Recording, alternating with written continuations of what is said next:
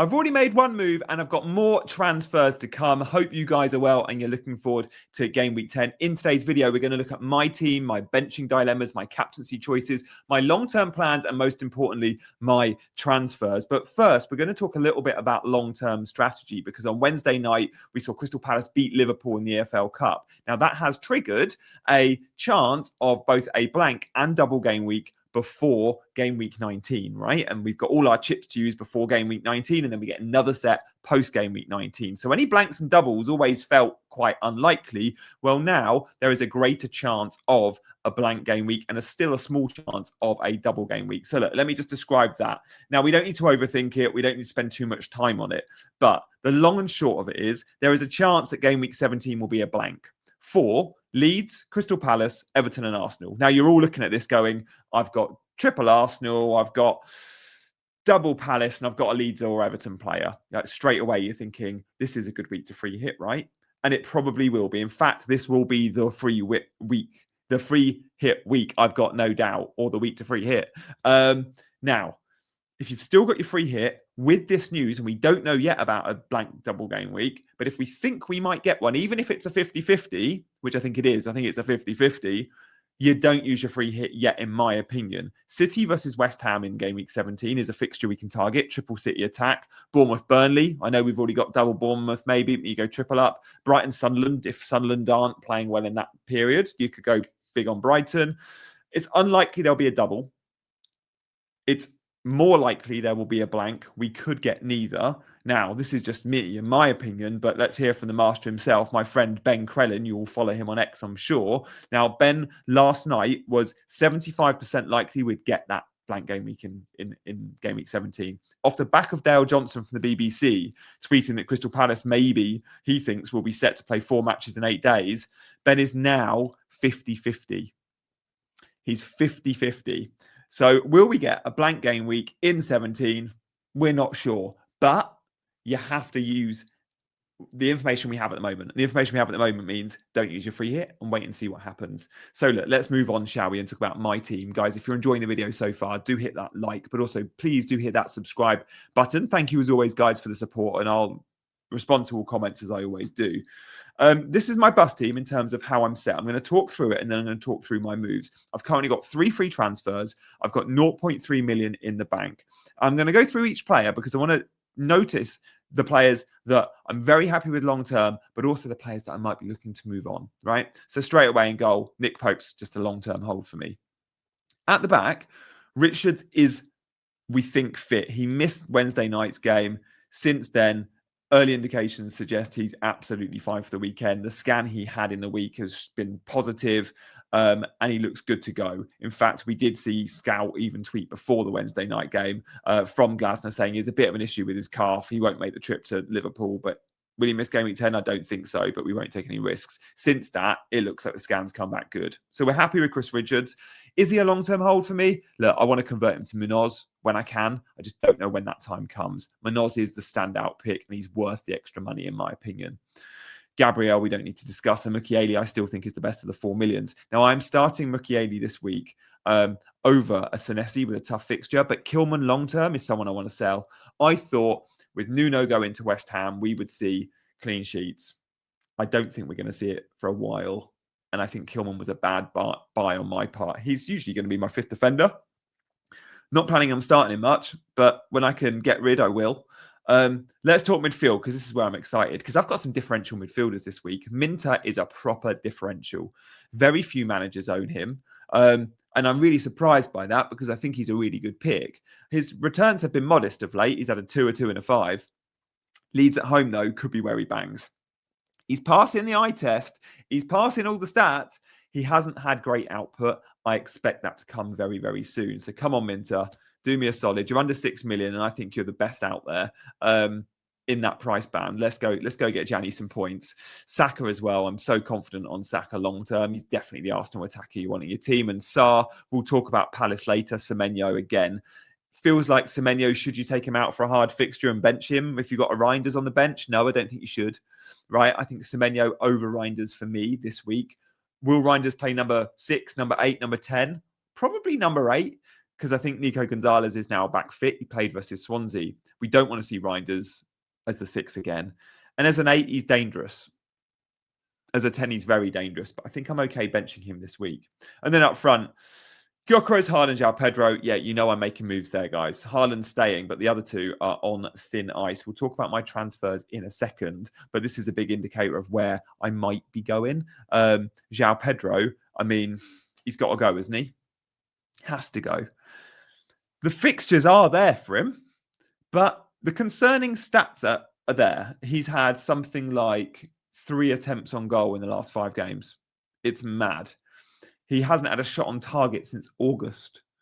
Tottenham away is a tough fixture. It has to be said, game week 11, 12 and 14 are all phenomenal, right? You're playing Wolves, Burnley and Leeds.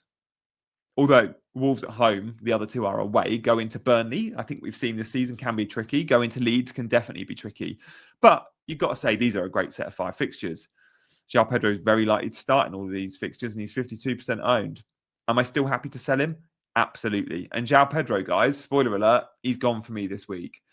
I just cannot justify a player that is so shot shy. And Chelsea have been inconsistent. Now, Liam Delap is back fit. He did get the red card on Wednesday night. You'd expect Delap to be starting game week 11 and 12. And if Delap is starting, Joao Pedro number 10 looks like a better option because Joao Pedro has a proper number 9 in front of him. I still have to get rid because I'm buying someone I just believe will get more points. So look, is Joao Pedro a must sell? No. Is he a sell for me? Yes, because I believe the player I'm getting is better. But if you've got emergencies elsewhere, you can ride it out to 11 and 12 and give him that opportunity. When Liam Delap is playing in 11, you might look at Joao Pedro and go, now he's a great pick. Personally, though, I'm happy getting rid. And the guy I'm getting rid for, you've probably guessed it, but I want to do a bit of a deep dive here. No. Hang fire. We'll get to the guy I'm getting rid of him for in a minute. I forgot I had this screen from Charlie. The other player I'd considered getting rid of was Gyokeres. It's like, do you get rid of Joao Pedro? Do you get rid of Gyokeres? Because eventually I know I want to get to double Arsenal defence. I think we all look at our defenders and go, why have I not got the Arsenal double up? Saka, double up at the back, is the 3 Arsenal to have. But selling Gyokeres ahead of Burnley, now look at the XG positional trends after 9 game weeks against this opposition. So the striker versus Burnley in 9 game weeks has accumulated 5.5 XG. What this says is number 9s versus Burnley do better than any other team. Amazing, right? That's what you want. Then you look at Bournemouth, and again, they concede a huge amount of chances to their strikers, and they've got Haaland up next.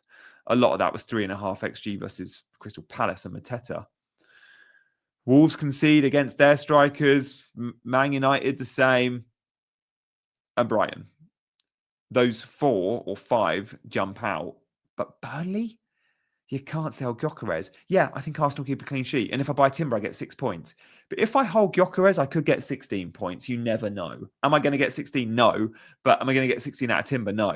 I feel like the ceiling there is still higher for an Arsenal number 9 than an Arsenal defender not named Gabriel. So I've got to keep Gyokeres. I am thinking, though, after this week, Gyokeres goes to Sunderland. Now, of course, on paper, start the season, you go Sunderland, that'll be an easy fixture. That's a tough fixture. Going to Turf Moor is not easy either. I am willing to sell Gyokeres next week. And my long-term plan with Gyokeres, I think, is to sell for a game week 11. And of course, Kai Havertz will be back in the mix very soon as well. Could eat into Gyokeres minutes. But for game week 10, got to give him one more week. He is on his last chance. And I know I said that last week, but other fires and Joao Pedro was more the priority.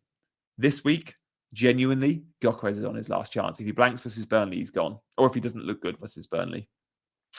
Right, let's talk about the player I'm bringing in. Guys, thank you for hitting those buttons as always. I really appreciate you. Crystal Palace are the team to target. Top of the XG charts. Good attacking options. 3 home fixtures in the next 5. I love that. 3 home fixtures in the next 4. Even better. Brentford, Brighton, United at home. Wolves, Burnley, Fulham away. It's a great run of 6. Now, what happened not that long ago? We saw an absolute masterclass from Mateta. And by the way, Nketiah is injured. So no Nketiah, you don't got to worry about early subs for Mateta.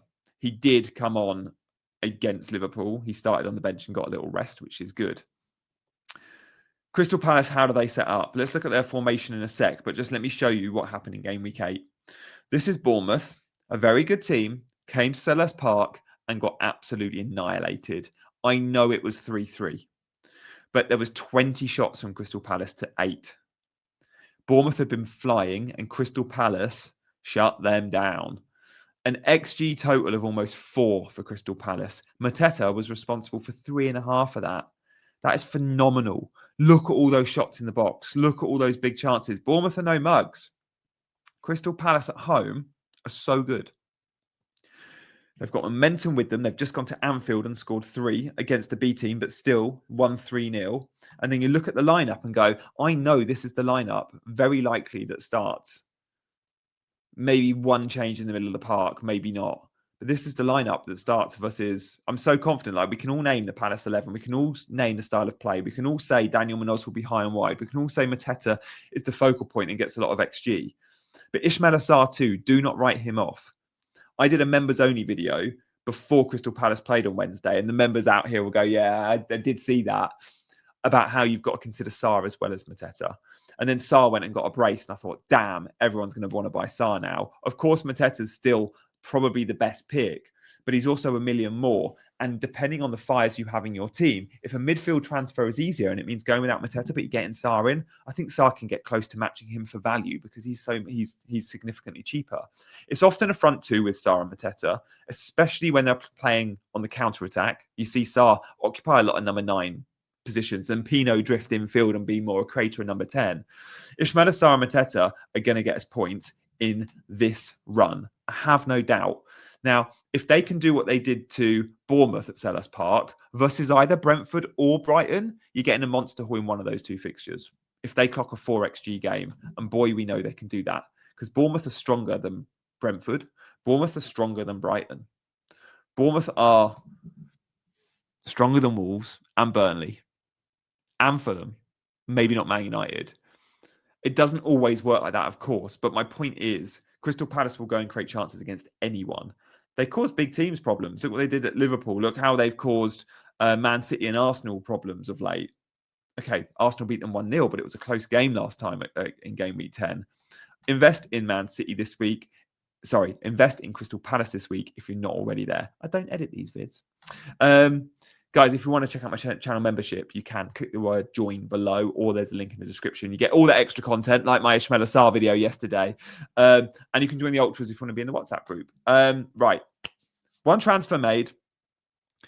Joao Pedro has left the building. Mateta has come in. I've still got 2 moves, and let me explain to you what I'm thinking long-term with those moves. So, money in the bank has dwindled. I've got like 0.1 to play with. Gyokeres, we see at the bottom of the screen there, the fixtures. I'm happy to sell Gyokeres for Sunderland and Tottenham, and I'm very happy to jump on another Arsenal defender. If I sell Gyokeres down to a Krupi Jr., I get a ton of money. Like, what am I going to do with 4.5 million? Well, straight away, an upgrade perhaps for Kilman to an Arsenal defender. But also, can I convert Reinders into Mbeumo? That's going to be, I think, a priority. Let's see how Mbeumo looks and Man United midfield looks for their trip to Nottingham Forest. But I know Man United is a team I want to target. So look, whilst this is my team going into game week 10, let's just talk about why I want to create funds to move to a Man United midfielder. Because Brian Mbeumo, Bruno Fernandes, and maybe even Cunha, I'm still not 100% who the pick is. I'm ranking them at the moment, Cunha at 3, Bruno at 2, and Mbeumo at 1. But Bruno the last few weeks has caught my eye. His open play threat has increased. He doesn't go to AFCON like Mbeumo does. And he's super consistent as a long-term hold. Mbeumo is a player I'll bring in for certain runs of form or fixtures, and I might offload him. Bruno would be a set and forget option. So I need to work out what I want to do with my team long-term and therefore who I'm buying. And Cunha's the wildcard pick, who I flirted with a couple of, like, was it game week 3? I brought him in and captained him, and he got 1 point and it went off injured after half an hour. But Cunha could be loads of fun. Give them the Nottingham Forest game, which is a tough trip to the City ground. We've seen Sean Dyche beat Porto at home this season when he came in. I think his first European game last week. And I just think that's a tough game for Man United. Then you bring him in a Man United player, perhaps after a week or 2. And if you do that, you get a slightly better fixture run. So in Mbeumo straight away, you're like, yeah, okay, it's a tough trip to Forest. And then he does have to go to Tottenham, which isn't easy. But Tottenham off the back of that, I think they'll have a Champions League game. And then they play Man United, Everton at home, Crystal Palace away, West Ham at home, Wolves away. Like I like that 4-game run of Everton, Palace, West Ham, Wolves, all before AFCON. And that's why Mbeumo, I think, is top of my thinking. He's 22% owned, by the way, Brian Mbeumo. So look, when we see my team, no need to make another move this week, is there? I don't think so. Give Gyokeres Burnley, bench Reinders, start Semenyo. The back 3, back 4 with Pope, I'm happy with. But we do need to talk about captaincy. So I'm going in with 2 free transfers. It'll be 3 free transfers next week. And I think next week will be big changes. Erling Haaland. He's now nearly 70% owned. He's gone up in value again, 14.8. Guys, I'm seeing a lot of chat about maybe backing against Haaland with the armband. People are going, oh, I can captain Saka this week. I can captain Gabriel this week. Yeah, you can. Like, Burnley's a good fixture. But Erling Haaland plays Bournemouth. And the last time Bournemouth went on the road in the Premier League, they conceded 4 XG to Crystal Palace. I don't think Bournemouth are the best defence out there. And I think Erling Haaland, who had a rest in the week, last time he had a rest in the week, he went and played Burnley when many, like myself, triple captained him and he went and got an absolute monster haul. Bear that in mind, guys. Erling Haaland off a rest is a phenomenal asset. Man City off the back of a defeat. Yeah. Last time in the Premier League, that'll be hurting. I just like this matchup for Erling Haaland. Go do what Mateta did to Bournemouth. I think he can. So, guys, for me, it's a very easy decision. This is my team. Erling Haaland captain without doubt. If you fancy Gabriel or Saka, fine. I'm not going to talk you out of it. But Erling Haaland is an easy choice yet again for me this game week. Guys, I'll be hopefully doing a deadline stream. Set notifications and you'll see when I'm live. And I'll see you in the next.